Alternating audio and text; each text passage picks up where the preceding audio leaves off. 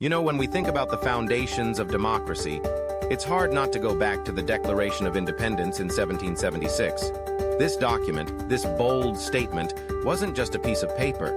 It was a declaration of a new way of thinking, a new way of living.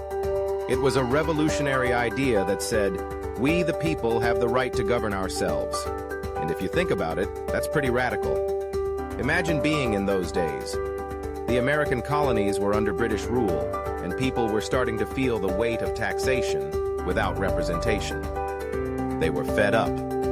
They were tired of being told what to do by a king thousands of miles away. So, a group of men, brave and visionary, decided to take a stand. They gathered in Philadelphia, not in some grand palace, but in a simple hall, and they began to draft a document that would change the course of history. Now let's talk about the context. The year was 1776. The Enlightenment was in full swing, and ideas about individual rights and government by consent were spreading like wildfire. Thinkers like John Locke were challenging the status quo, arguing that people were entitled to life, liberty, and property. These ideas were not just academic. They were the fuel for revolution. The colonists were inspired.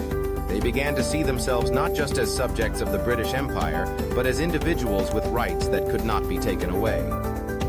When Thomas Jefferson penned the Declaration, he was channeling the spirit of the age. The famous opening lines, "We hold these truths to be self-evident, that all men are created equal," are so powerful. They're a call to arms, a proclamation that everyone deserves the same rights and opportunities. It's a radical notion that still resonates today. Think about how often we hear the phrase, "all men are created equal," in discussions about civil rights, social justice, and equality. That wasn't just rhetoric. It was a seed planted in the fertile ground of American democracy. But let's not gloss over the fact that this declaration had its contradictions. While it boldly proclaimed equality, it was written by men who owned slaves. That's a reality we can't ignore. The ideals of the Declaration would take centuries to fully realize for all Americans.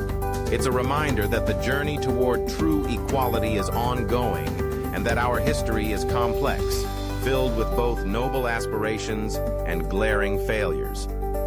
Back to 1776, though. The Declaration was adopted on July 4th, and it was a turning point. It signaled to the world that the United States was not just a collection of colonies, it was a nation with its own identity and aspirations. The signers knew they were taking a huge risk. They were committing treason against the British Crown. But they believed in their cause so fiercely that they were willing to put their lives on the line. Can you imagine that kind of courage? The Declaration didn't just inspire Americans, it inspired people around the globe. It became a blueprint for revolutions in France, Latin America, and beyond.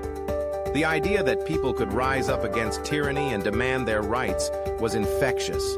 It spread like wildfire, igniting a passion for democracy that we still see today. Fast forward a bit, and you see the impact of the Declaration on the U.S. Constitution, which was drafted in 1787. The Constitution built on the ideals of the Declaration, creating a framework for government that was meant to be by the people and for the people.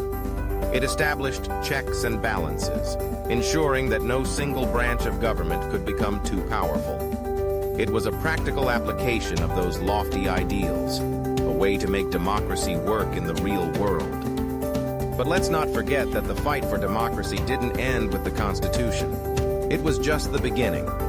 The Bill of Rights, added in 1791, was a response to the fears that the new government might infringe on individual liberties.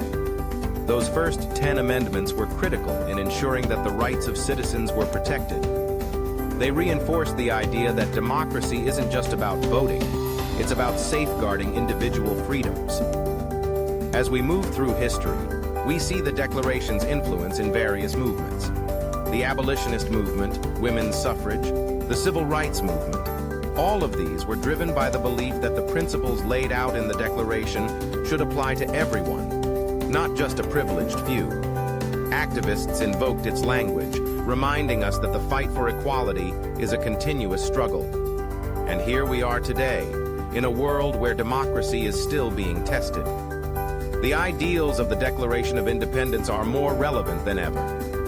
We face challenges that threaten the very foundations of our democracy: polarization, misinformation, and the erosion of trust in institutions. But the spirit of 1776 reminds us that we have the power to shape our future.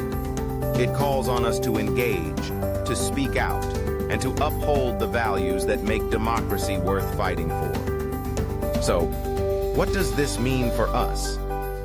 It means that we have a responsibility to understand our history, to learn from it, and to apply those lessons in our own lives.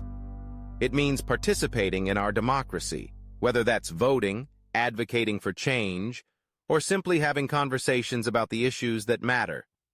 The Declaration of Independence wasn't just a document for its time. It's a living testament to the power of the people. As we reflect on the legacy of the Declaration, let's remember that democracy is not a destination. It's a journey. It's about striving for a more perfect union, recognizing our imperfections, and working together to create a society where everyone's rights are respected.